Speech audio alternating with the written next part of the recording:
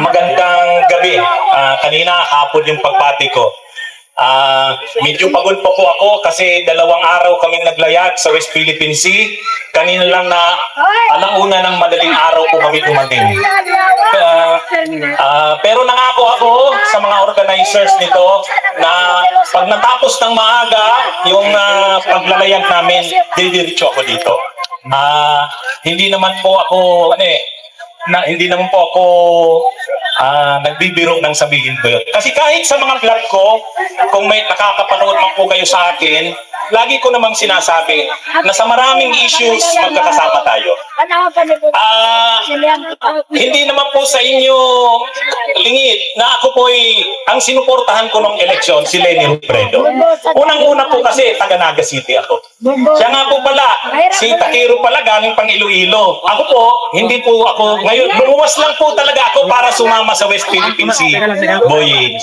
Kaya gusto ko rin sanang sumama noon doon sa Senate kaya lang wala po ako. Pero mayroon po akong mga members ng Bunyog dito sa Metro Manila.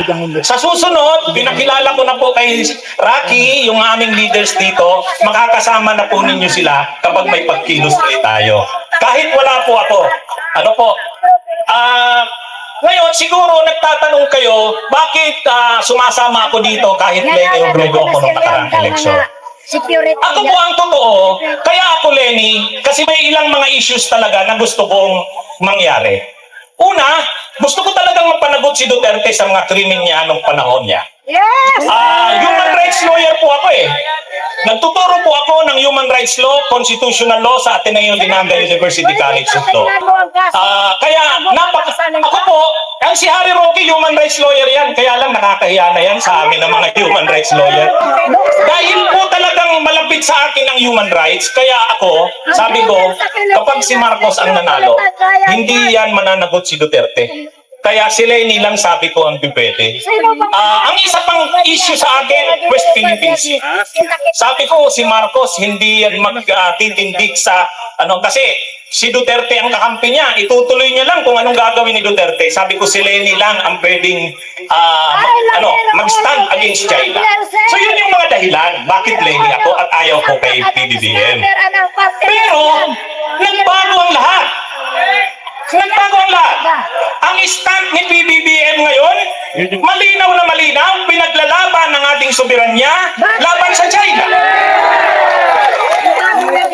Pagdating sa pagpapanagot ng mga krimen nila Duterte, napanood naman natin ngayong linggong ito, pagbaba namin galing sa West Philippine Sea, nabasa, 2 araw akong walang balita. Ang nabasa ko, nag-browse ako ng mga balita, mag-iimbestiga na ang Kamara ng mga krimen nangyari noong panahon ni Duterte. At noong nakaraang linggo, ang Department of Justice ay hininga na ng Malacanang ng briefer. DOJ briefer. Ibig sabihin, open na ang Malacanang. Open na sila sa kung anumang options.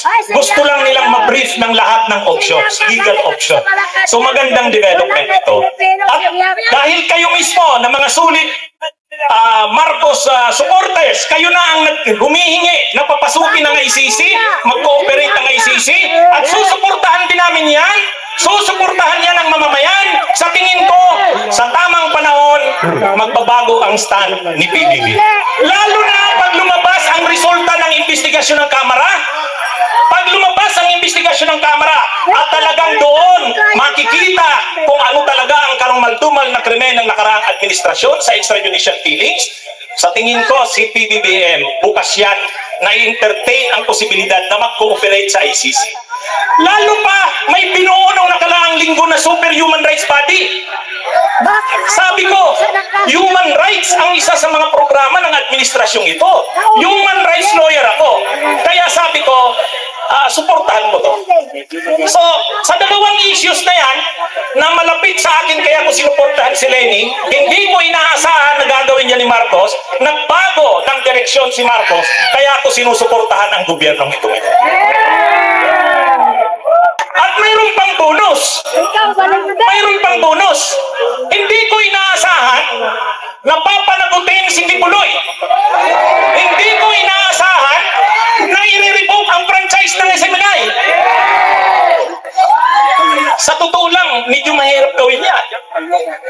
si Lenny, medyo mahihirapan gawin yan. Kailangan ng political will yan.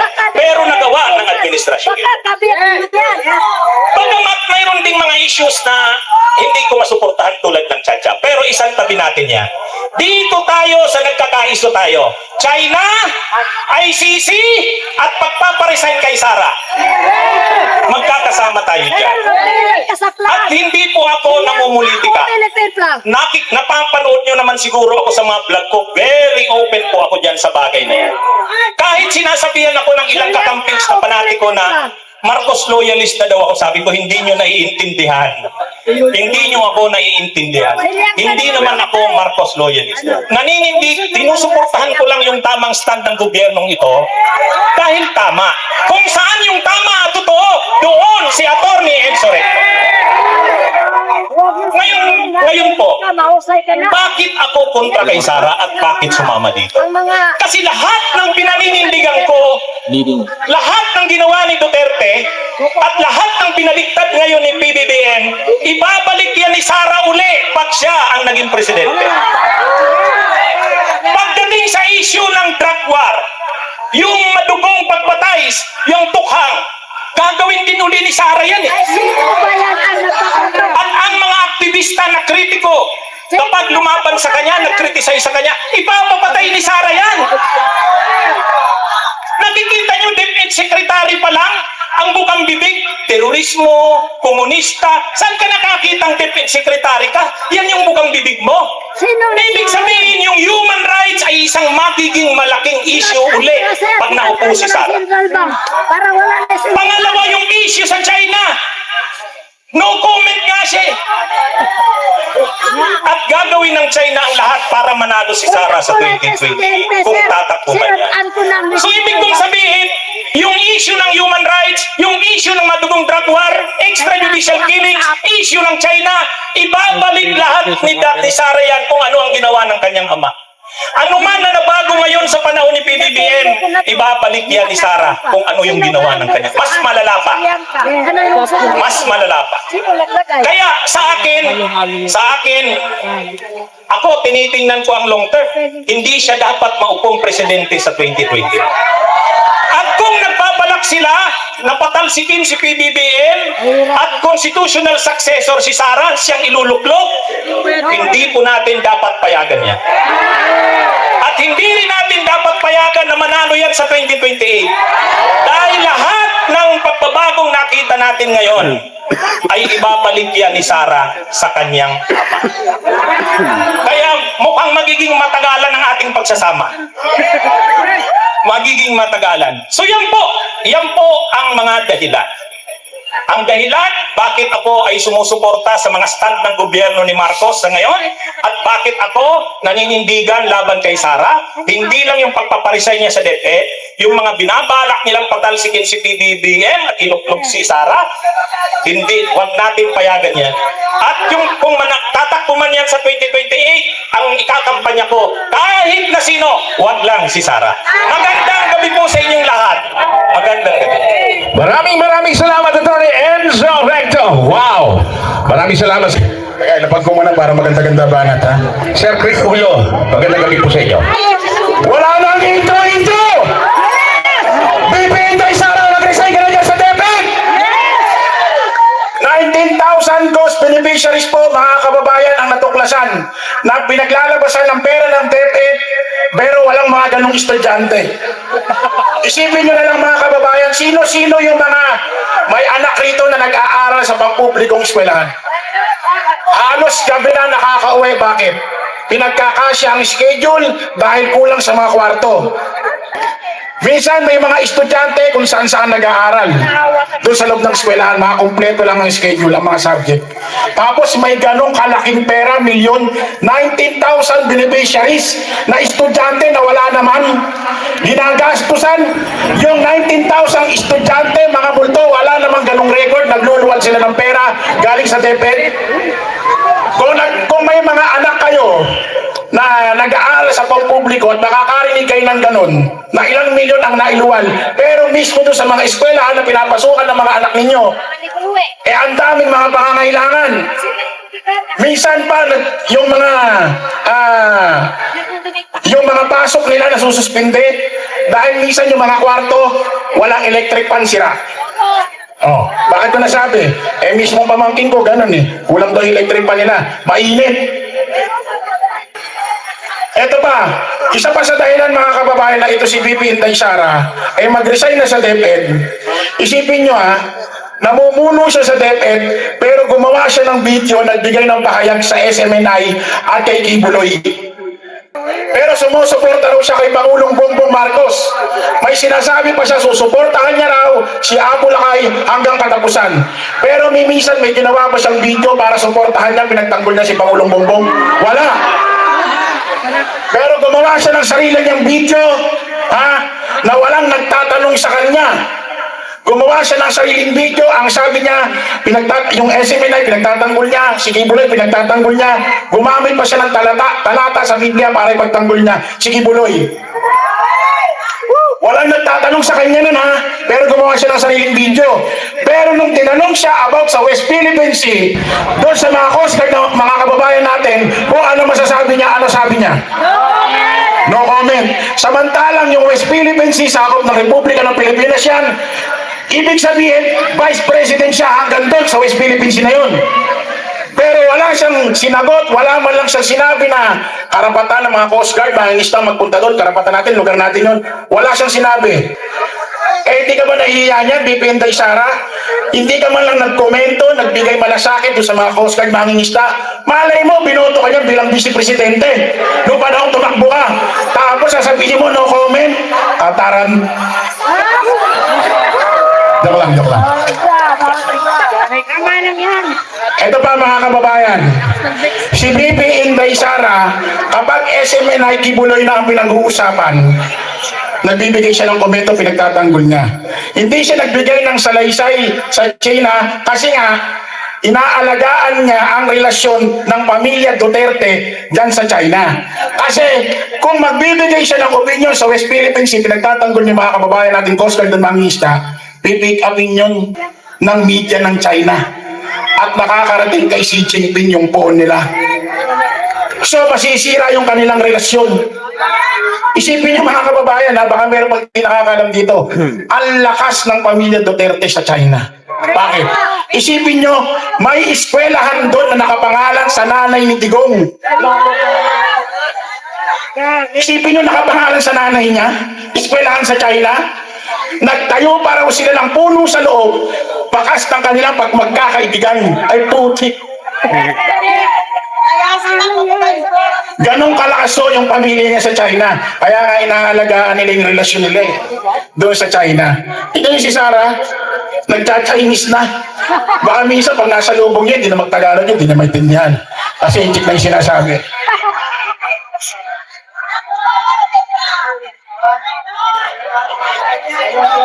Kaya nako, VP Inday Sara, kung naririnig nyo ma'am, i-address ko sa inyo ito. Mag-resign na kayo dyan sa DepEd at kung mayroon pa kayo natitirang hiya, mag-resign na rin kayo bilang Vice Presidente. Kaya nyo lang, alam mo Madam Vice President, ito address ko sa inyo to mama. Ako may karapatan ako magsalita bilang mamamayang Pilipino, netizen, butante rito sa Republika ng Pilipinas. Kaya mo lang naman inaalagaan ma'am ang relasyon mo kay Pangulong Bongbong para magkaroon ng amor at yung ICC warrant ay hindi tuluyang papasukin dito dahil kahit pa paano Vice President ka ni Pangulong Bongbong Marcos. Pero kung ikaw talagang sasabihin mo na ayaw mo na sa Administrasyong Marcos, umuurong ka na dahil kahit ayaw mo namang sabihin yan, yun naman talaga nararamdaman mo. Isipin mo, gagawa ng mga mautog rally, mura rally, ang mga pamilya mo sa iba't ibang lugar din sa Pilipinas, nandutong ka, nagpupunta ka. Hindi ka man lang gumagawa ng video na wag na nang ganyan si Pangulong Bongbong, ganito, wala. Tapos sasabihin mo, sasuporta mo si Pangulong Bongbong. Ano nangyari yun?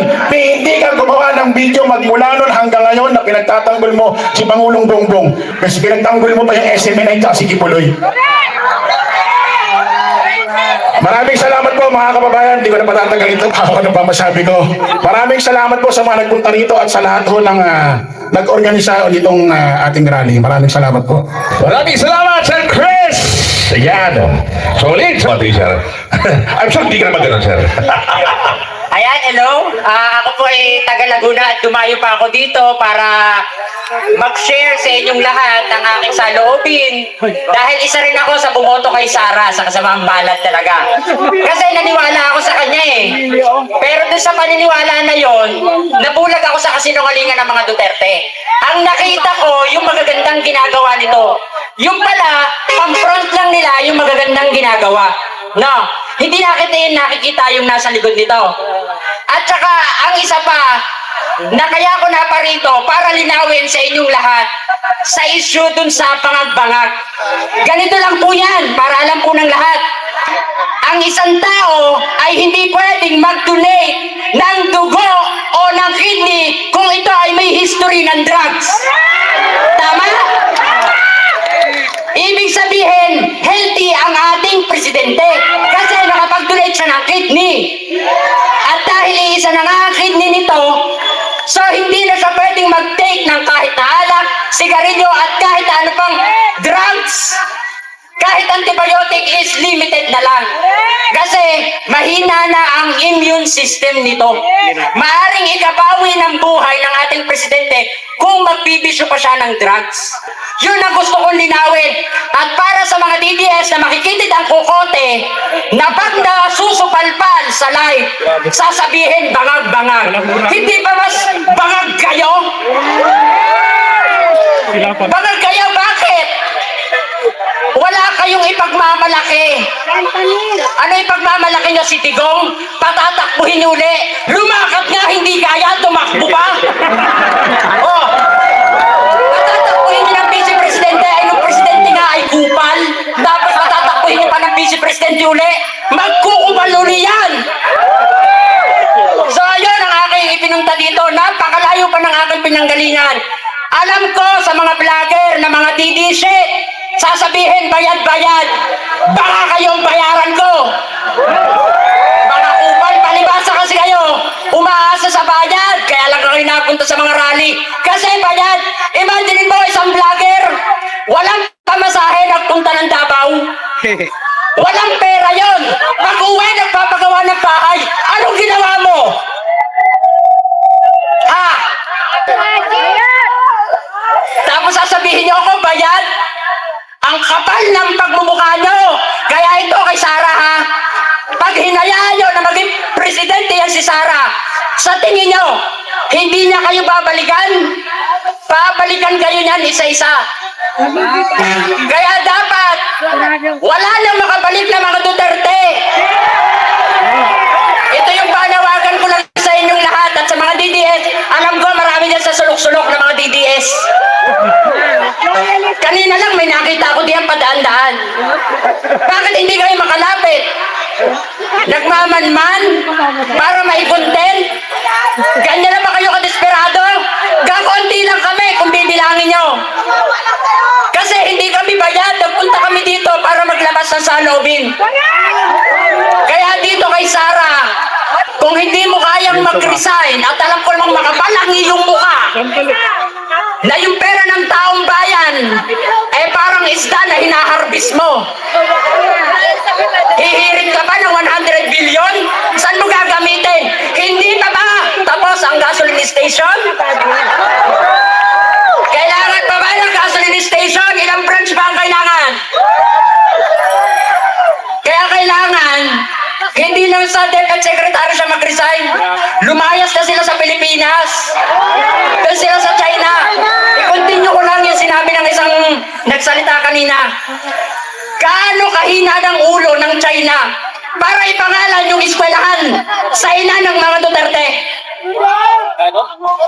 Kung hindi sila nagpatayo ng eskwelahan yon, gano'n naman talaga kahina ang ulo ng China para ipangalan sa ina ni Duterte ang eskwelahan sa China?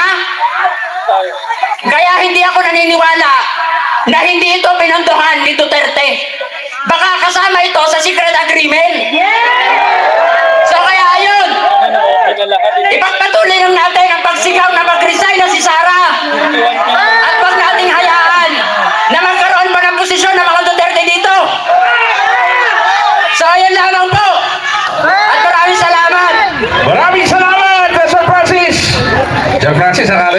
Nakalimutan ko na yung sinabi nyo kanina, babayaran niyo yung TT sheet, ha? Nagpapabayad din po ako. Si Sir, angat talaga, Sir. Maraming salamat. Wow, the voice. Magandang gabi ho sa inyong lahat. Ako po ang inyong mapaglingkod, Johnny the Bagger. Grabe. Hindi ako sanay magsalita ng maraming camera. Kaya pala, nandito po ang isang bayarang vlogger. Sabihin ko na kung magkano binayad sa akin. Para sa mga nagtatanong, mga nag-aakusa, I got 51 billion pesos na. Ngayon pong halagang yan, sa mga nag-aakusang ako'y bayaran, kayang-kaya ko pong bayaran ang inyong pagkatao. Makinig lang kayo sa mga vlogs ko.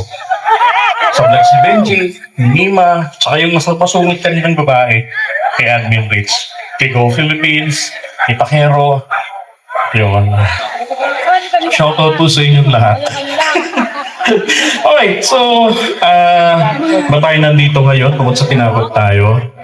Well, alam niyo ho, ito po gusto ko itong i-address kay VP Sara at sa ating presidente. Okay? Alam niyo ho, Mr. President, naiintindihan po ng inyong ibang lingkod kung bakit ayaw ninyong desisyonang sipain si VP Sara. But I still remember, binigyan niyo sila ng final word. Ang sabi niyo noon, if I paraphrase, sabi niyo, mag-focus kayo sa trabaho, kayong DepEd, and pakita kayo ng performance. Now, Mr. President, sabi niyo nung nakaraan, wala kayong nakikita sapat na dahilan para tanggalin siya sa pwesto. Kaya po kami nandito ngayong gabi ay para po sabihin sa inyo ang mga sapat na dahilan. No, yung mga nandyan sa Tarbili na yan, for sure naman, hindi ko na kailangan babain isa-isa yan. Yung ilan, mga binanggit nila kanina, grabe, 19,000 those students. Putra guys, familiar lang ako doon sa ghost na totoo. At doon sa ghost employees, pati estudyante, magiging multo na. Sino yung nagsabi kanina?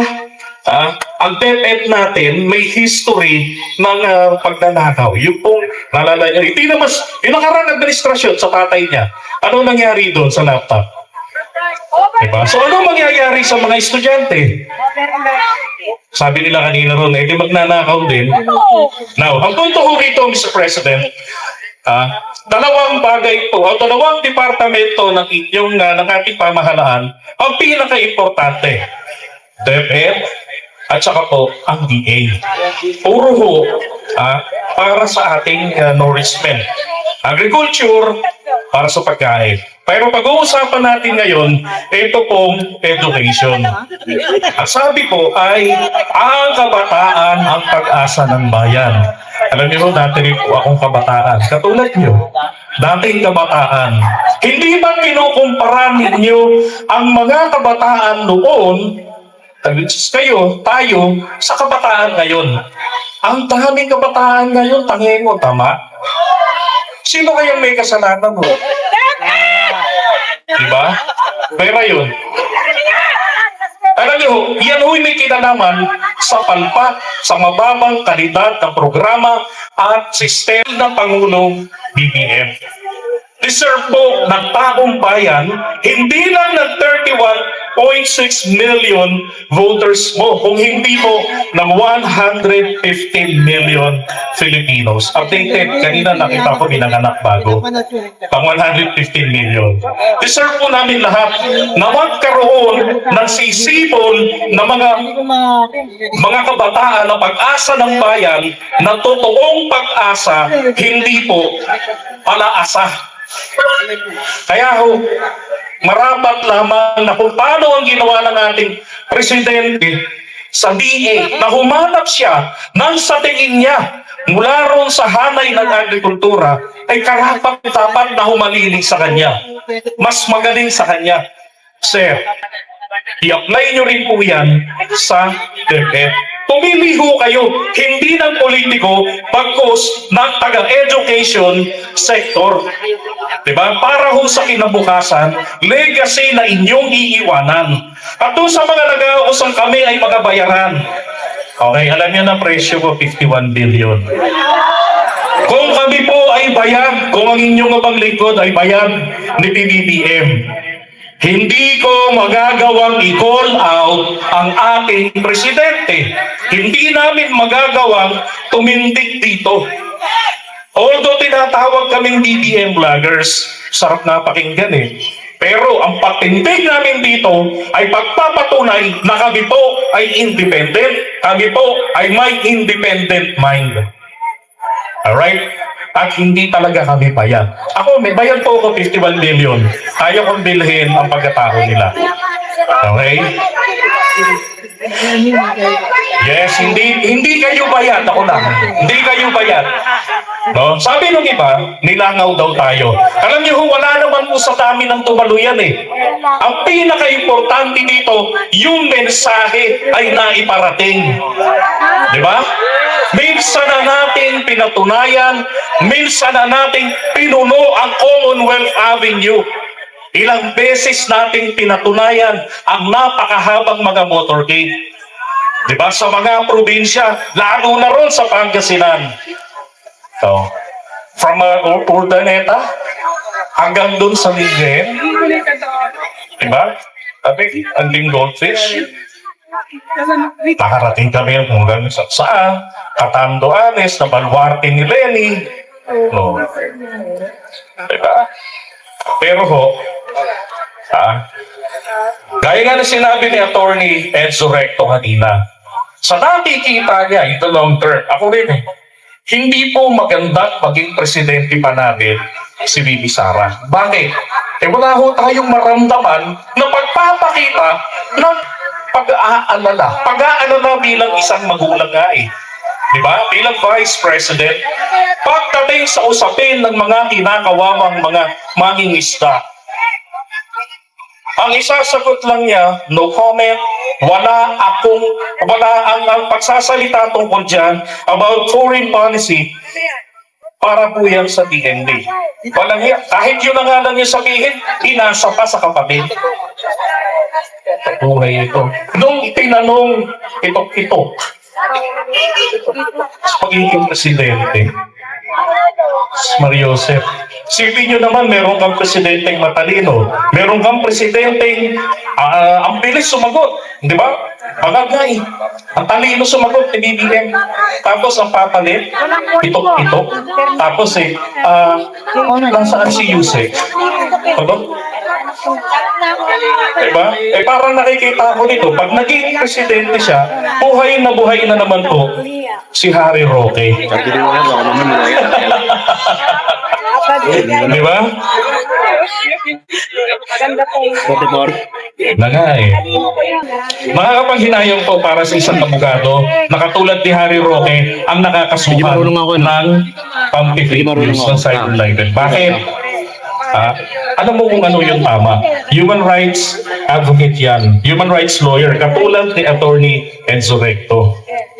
Kaya nga yung napagkwentuhan namin, I'm sure napanood niya yan sa interview namin sa kanya. Nung nagkita-kita kami roon sa Zambales. And personally, pinarating ko sa kanya ang ating imbitasyon para sa event na ito. Kasi nakarating po sa amin ni Mami Peng sa pamamagitan ng kanyang subscriber o follower ay interesado raw po. At eto nga, tinutuko niya yung sinabi niya na pag maaga kaming nakarating sa laot, didiretso kami dito. So madaling araw dumating sila. Diba? Kaya ngayon, sorry, iyak na lang. Ayaw na tawagin silang DDS.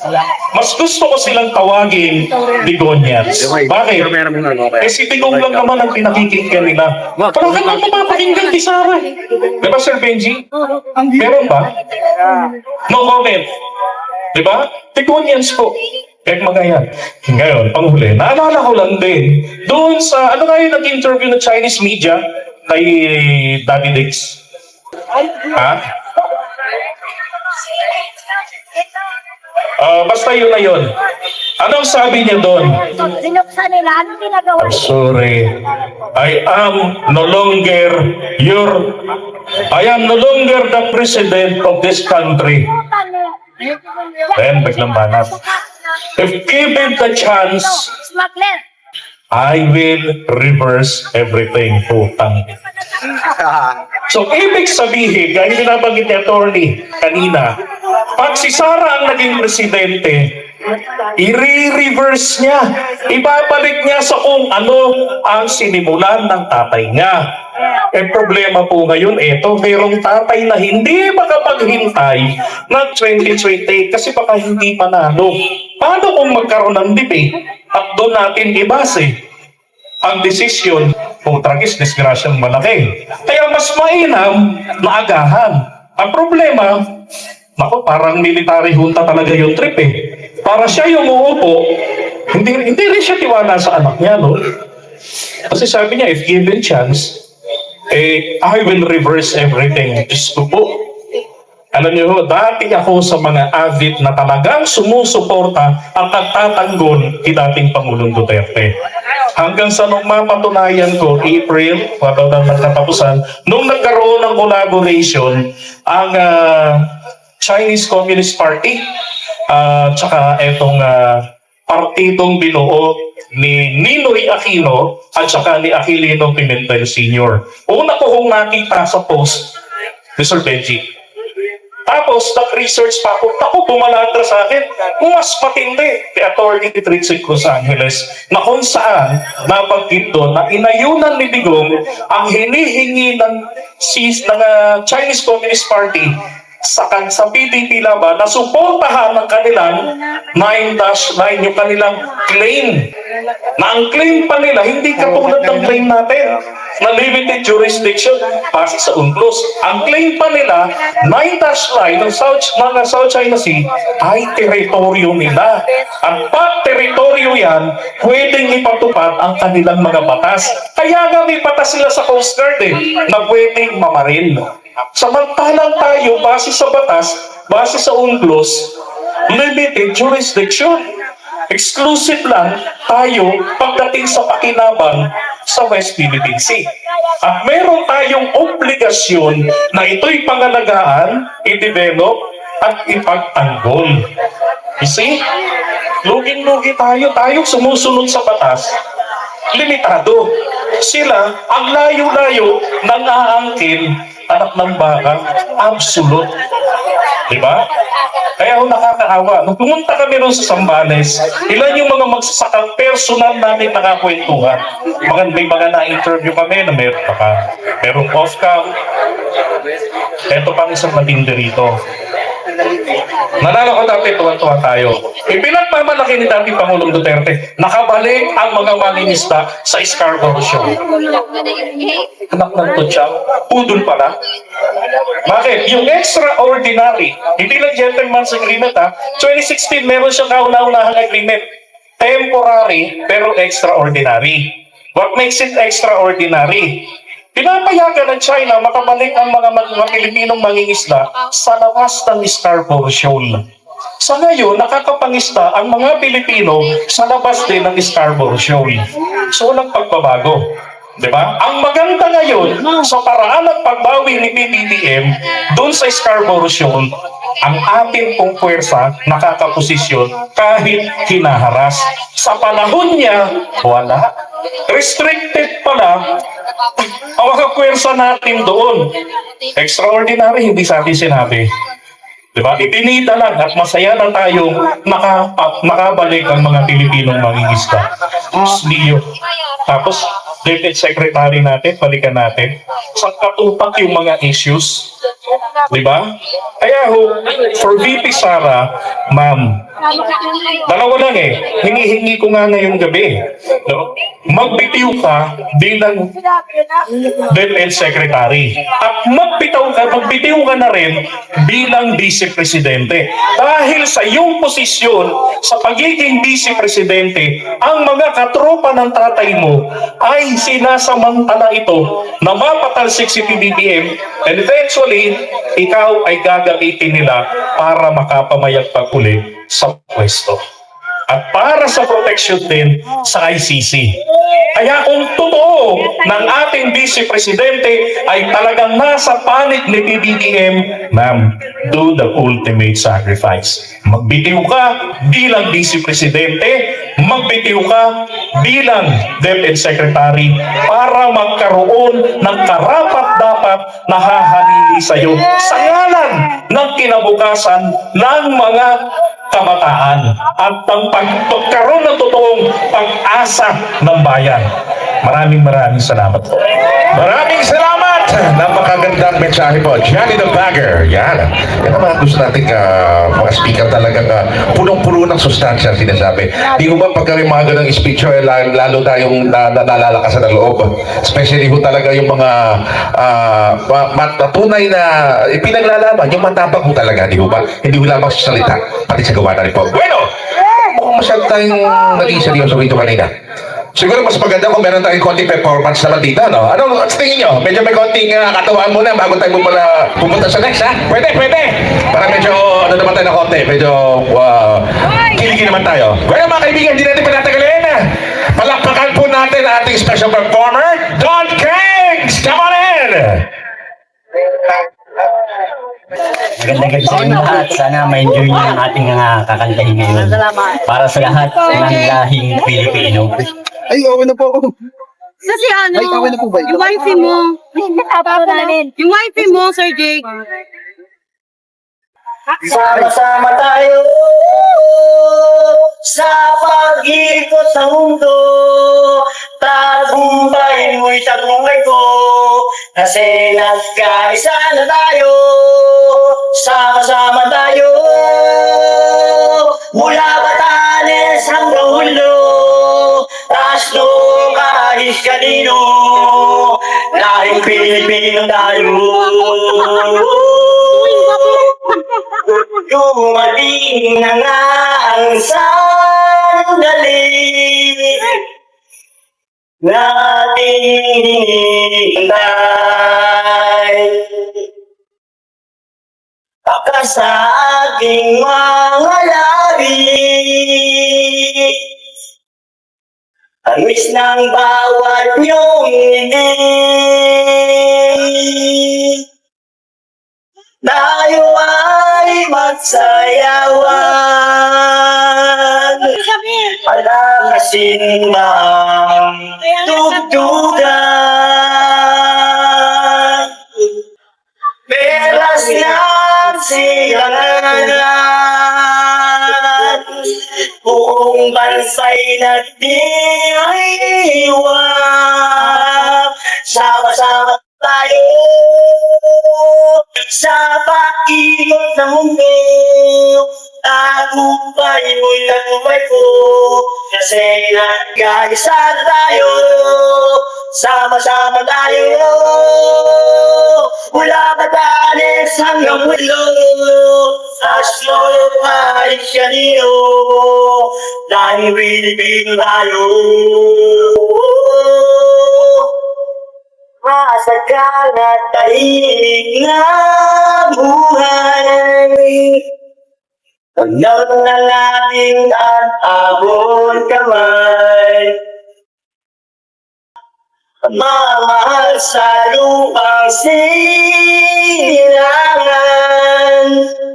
At ang ipaglaban kanino man. Tayo ay magsayawan. Palakasin pa ang tugtugan. Peras ng silanganan. Buong bansay nagdiriwang. Sama-sama tayo sa pag-ikot ng mundo. Tagumpay mo'y tagumpay ko. Kasi nagkasal tayo. Sama-sama tayo. Mula Batanes hanggang Hulo. Tasno kahit kanino. Lahing Pilipino tayo.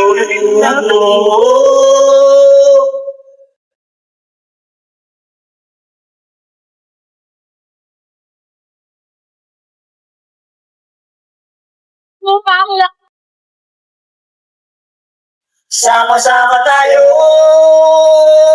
sa pag-ikot ng gusto.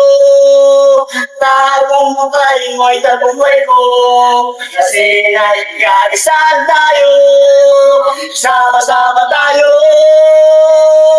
mula matalis hanggang ulo. Kasto kahit kanino, lagi Pilipino tayo. Sama-sama tayo sa pag-ikot ng mundo. Tagumpay mo'y tagumpay ko, kasi nagkaisan tayo. Sama-sama tayo mula matalis hanggang ulo. Kasto kahit kanino, lagi Pilipino tayo.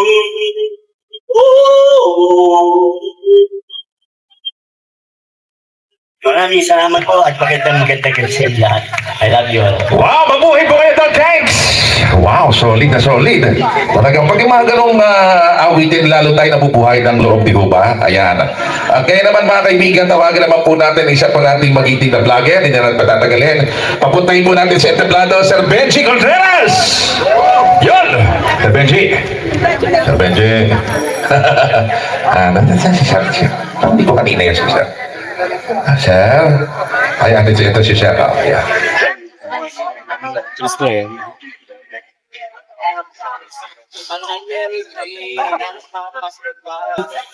Pasensya na po kayo. May sipon po tayo dahil galing po tayo sa malamig na lugar. Nabaguan. Kagagaling ko lang po sa anak ko sa New Zealand. Umuwi lang po ako para makisa po sa inyo. Ako po ay taga Naga City. Kababayan ko po si Atty. Ricky Tumotorgo. Naga City, Concepcion Grande.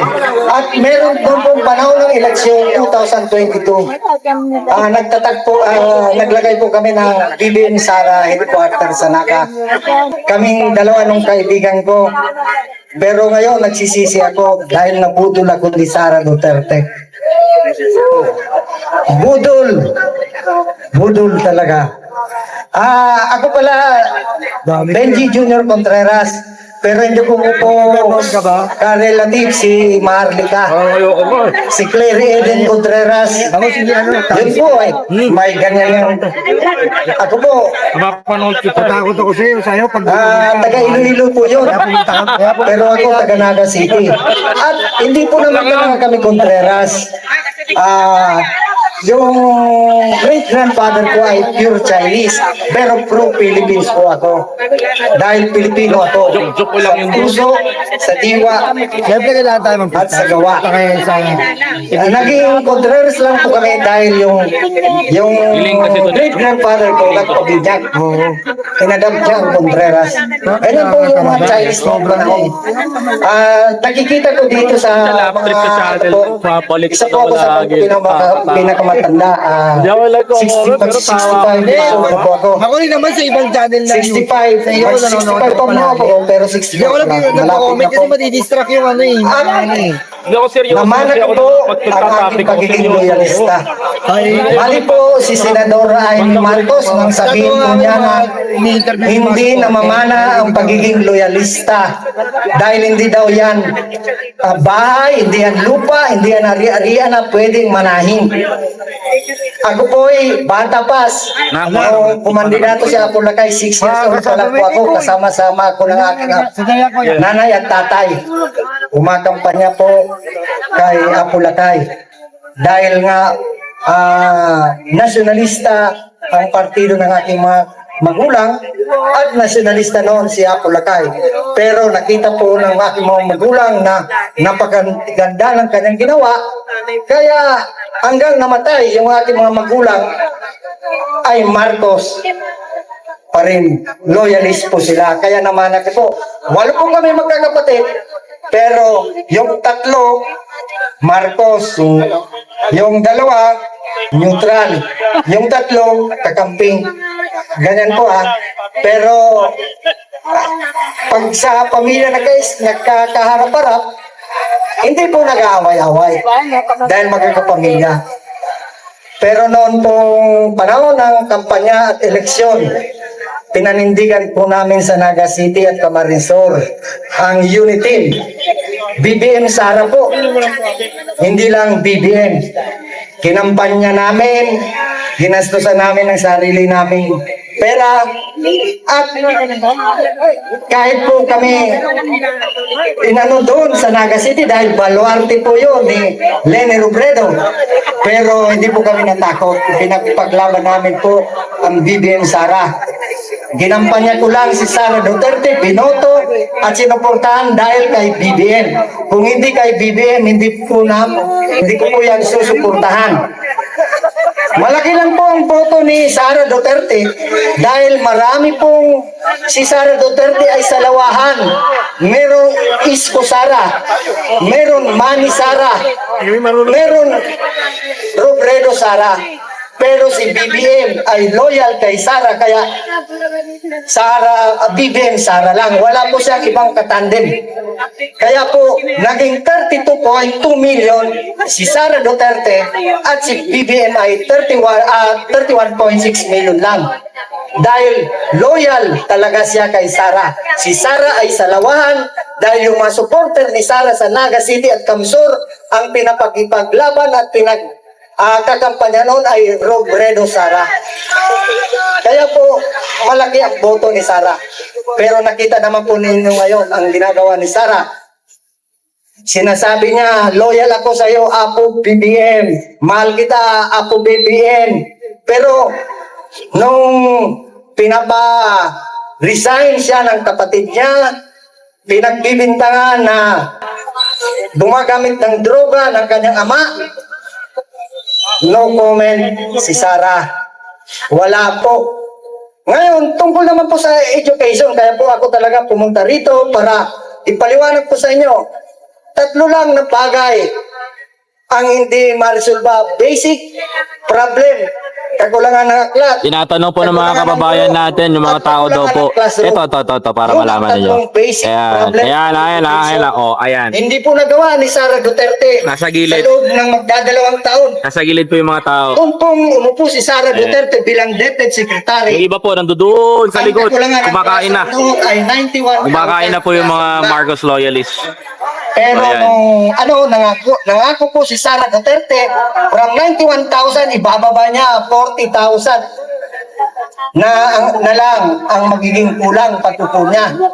Ngayong 1 year, after 1 year, binigyan po siya ng 15.6 billion para maikapagpatayo ng more than 6,000 classrooms. Pero hindi po niya minaximize yun. Ilan lang ang naipatayo niya? 2,201. Report po niya yan, December 2023. Pero bago po niya, 91,000. After 1 year, yung kakulangan ng classroom, naging 159,000 na ang kulang. Ngayon, yung binigay sa kanyang 15.6 billion na ipapagawa ng 6,300 classroom, hindi po na-maximize. Ako kasi, civil engineer, dapat i-maximize po yun para maipagawa ng maraming classroom, at least may mabawasan yung kakulangan. Magkano, ilan lang na ipagawa? 2,200. Report po niya, December 2023. By January 2024, 3 weeks lang ang nakalipas. Sa year-end report po niya kay PBBM, ginawa po niya yung 2,200, 3,600 plus. Nagkaroon po ng dagdag na 1,400 plus na classroom. Paano yung ma-construct within 3 weeks? Kaya, manday raya pa rin ang accomplishment si Sara Duterte. Sabi nga nila, meron 19,000 na ghost scholars ng senior high school voucher program na nagkakalaga ng 7 billion pesos, sabi ni Senator Gatchalian. Pero yung classroom, hindi niya na ibababa. Sa halip, tumaas yung kakulangan. yung mga teachers, kulang po ng 89,500 ng pag-upo niya. Nangako po siya na mag-hire ng 9,000 teachers noong 2023. Ilan lang ang na-hire niya? 3,000 plus. Pero hindi po pwedeng sabihin na kulang ang teachers dahil binenta ko po from 2022 and 2023 ang pumasang guro sa licensure examination for teachers ay more than 190,000. Kaya nga yung mga ibang teachers pahirapan pumasok sa DepEd kasi humihingi yung mga director niyan, mga superintendent, supervisor ng bayad. Yes. Kaya ganun po. At yung kakulangan ng aklat, tatlong basic na problema hindi masolusyonan ni Sara Duterte. Ngayon, sinasabi ni Harry Roque, the best cabinet secretary ni PBBM. The crown jewel of PBBM administration, si Sara Duterte. Ilatag nga ang mga nagawa ni Sara Duterte bilang deputy secretary. Anong naalaala nyo? Meron. Magsipilyo yung mga bata. Pangalawa, mag-tree planting. Pangatlo, i-authorize yung pag-ano ng headband na may BB. At alisin yung mga naka-visual aid at mga nakadekorasyon sa paligid ng classroom. Ang aking ina ay grade 1 public school teacher. Pero ang visual aids po ay nakakatulong po para sa matuto ang mga batang mag-aaral. Hindi po yan nakaka-distract. Kaya hindi po marunong si Sara Duterte Carpio. Dahil inago niya mismo, wala po siyang karanasan bilang educator. Baka nga yung pagiging abogado niya, di ko alam. Huwag na po natin yun. Dito na lang po tayo sa pagiging deputy secretary. Yung tatlong problema hindi po niya ma-resolve. Paano pa yung iba? Paano pa yung 5.5 billion na unremitted taxes sa DIR? Nakasama pa po yung mga kinalta sa mga guro na pambayad sa premium at loan sa pag-ibig, sa GSIS, pambayad ng premium sa PhilHealth. Nagawa ba In just a few minutes mga kapatid, magsasalita na po ako. Yan lahat? Wala po. Kaya po, dapat na siyang bumaba sa pwesto bilang Deputy Secretary kung meron man lang siyang delikadesa. Sorry. Wala daw delikadesa, sabi ni Admin Rich. Pero kung ako talaga si Sara Duterte, hindi po siya qualified maging Deputy Secretary. Noon nga, tinatarget niya Department of National Defense Secretary. Mabuti na lang hindi binigay ni PBBM. Kung binigay yun, baka hindi natin pinapakipaglaban ng ating sa West Philippine Sea. Tingnan mo si Secretary Guido Chodoro ang ginagawa. Tingnan nyo, ginagawa ni Speaker Martin Romualdez. Magagaling po sila, pinapakipaglaban, sinusuportahan ang ating mahal na Pangulo. Pero si Sara Duterte Carpio, no comment. Sana Sara Duterte Carpio. Palagi kong sinasabi yan, hindi ako nagsasabing Sara Duterte. Kasi may asawa siya. Kaya Sara Duterte Carpio. Bakit niya pinagkakaya ang apelyido ng kanyang asawa? Baka gusto niya mag-basketball. Yung tinanong nga siya, ano ang alam nyo sa public wifi program? Sabi ni Congressman Dasa, hindi masagot. Binubulungan na nung USEC, hindi masagot. Nag-time out. Tapos nagpa-substitute. Kaya yun.